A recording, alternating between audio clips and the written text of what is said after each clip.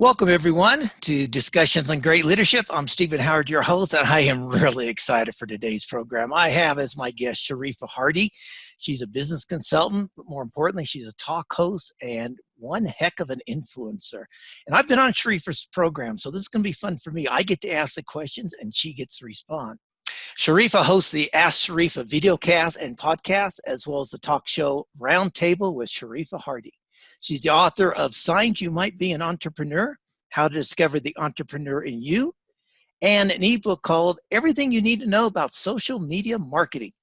With over 25 years of business experience, Sharifah has positioned herself to become one of the top executives in the entertainment, business, politics, and she is definitely a person on the rise.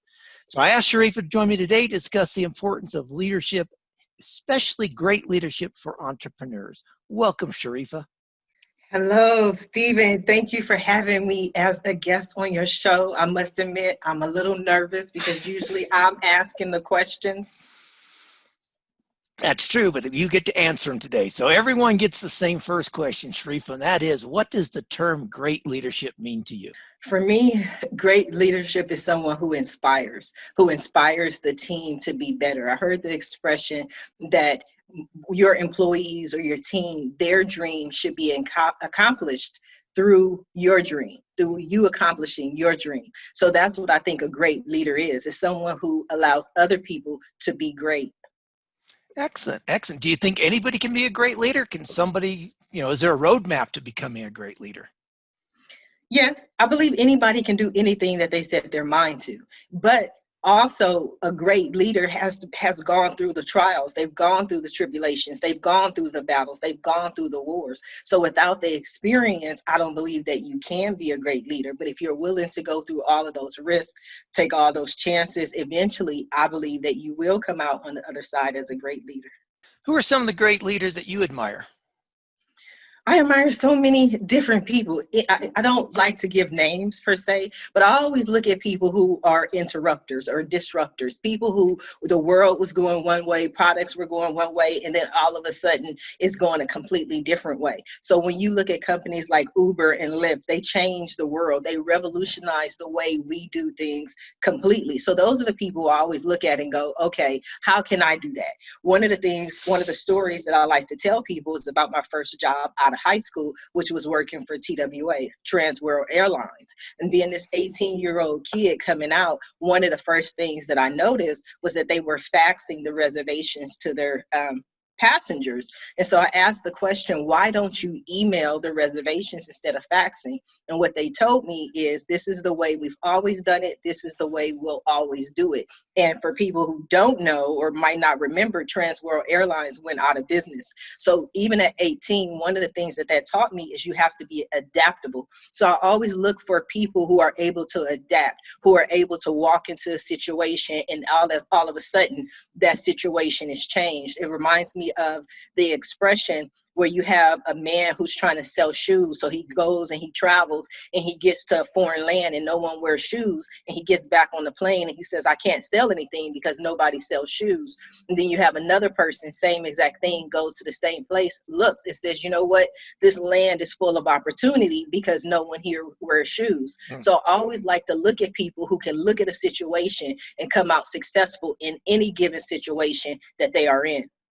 Outstanding. That's one of the phrases you use, one of the phrases I hate the most. We've always done it this way. I remember when I was at Citibank, we used to take people's money. You had to come to the bank to deposit your money, but we'd give you a credit card if you filled out the application and mailed it in. And I'm going, why would we give people credit without seeing them? But we make them come into the branch to deposit money. I thought that was crazy. And I changed that real fast. So I don't like that phrase, we've always done it that way. So thank you for that. Yes. Yeah. What are the characteristics of the best leaders you've either worked with or worked in conjunction with? For me, a great leader is someone that is doing it with you. I think that's the most important thing. Too often, leaders want to sit in what I consider an ivory tower. They look down at the employees and go, you know what? This is what you should be doing. But they're not in the trenches. They're not doing the work. Now, with that said, I don't want to imply that the CEO or executives with any company have to be on the front line or to do every aspect of the job. But some of the best or most wonderful CEOs that I have interviewed always say the same thing, that they take the time to spend time with all of their employees, whether that's in the lunchroom or like we're doing now virtually on a virtual call, but you have to be among the team. It can't ever be us against them, me against you, because you're not going to get the results that you want operating that way. Do you think that's a mindset change, Sharifah, for some people?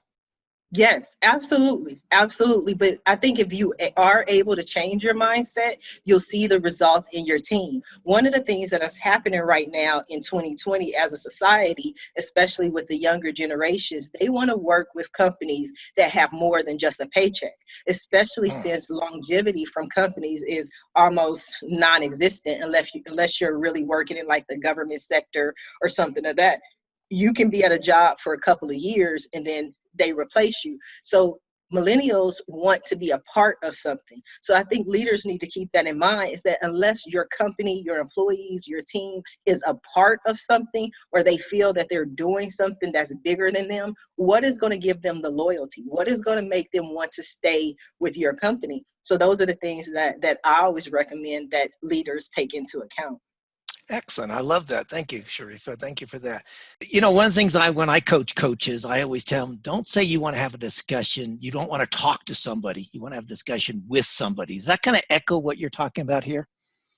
Yes, because for some reason, I think as a society, when someone says, I want to talk to you, somehow you just feel like you're in trouble. Like if I said, Stephen, I need to talk to you, you'd be like, oh my God, what did I mess up? What did I do? I still to this day, and I'm 44 years old, I have this joke with some of my friends because I'll be talking and none of my friends actually call me by my full name. Most of them just call me Reef, you know, my little nicknames. Okay. But then all of a sudden they'll say something and they'll go, Sharifah. And I'm like, don't say my name that way. You know, I feel like I'm in trouble now because you said my full name. You know, only my mom calls me Sharifah. or uses your middle name. If she uses your middle name with Sharifah, then you know you're really in big trouble, right? Yes, yes. So you have to feel comfortable. You want to talk with people. You want to have a conversation, because one of the things that I always tell people is I've been doing interviews since I launched my first podcast show on Blog Talk Radio in 2009. And I say this in the most humble way possible. And people will say, Sharifah, you are a great interviewer. And I always tell people, but if you watch my shows and you watch my interviews, I don't really ask a lot of questions. I ask a lot of open-ended, you know, what do you think about this topic? What's your opinion on this? And what happens is most people never ever have anyone who asks their opinion or asks what they think. And so I just love to give people a platform and an opportunity to share their points of view. So I think with leaders and with companies, if you get everyone's buy-in, in every company that I ever worked for, from American Express to Cheap Tickets to Punch TV Studios, the companies that were most successful are the companies that had everyone's buy-in. It doesn't mean that just because, you know, the janitor, and no offense to the janitor, but the janitor might feel one way, the CEO can hear the janitor, he can hear the customer service person, he can hear the director or vice president. It doesn't have to be just the janitor, but the executives still are going to make their decisions that they want to. But most successful companies have buy-in. Absolutely, absolutely. Well, listen, you're running a very successful, growing company now, or a lot of enterprises you got your fingers in. What's the one leadership practice that you keep at the forefront of your mind at all times?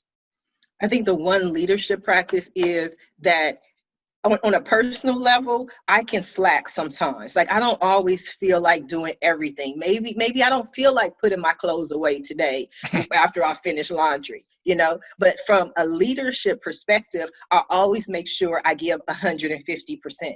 So my team can look at me and say, okay, well, you know what, Sharifah gave 1,000%. Let me give my best. Or I also feel that how can I go to, you know, say, Stephen, I need to talk to you because you were supposed to do this work. You didn't complete it. You didn't get it done. But yet as the employer or as the leader, if I'm not doing everything that I need to do to be the best me or the best executive in the company, how can I have that conversation with you? So I always just like to give 100%, more than 100% to everything that I do. Thank you. Thank you very much. This has been Stephen Howard. We've been doing discussions on great leadership. My guest today has been Sharifah Hardie. I've been able to Ask Sharifah, but I suggest you go to AskSharifah.com, look up her podcast, look up her video casts. They are a lot of fun. They're very informative. I try and watch at least one every week, and I thoroughly enjoy them. So thanks for everything you're doing, Sharifah. You're doing a great job helping people and getting some words out there. So we all appreciate that. You are so welcome. I thank you for tuning in.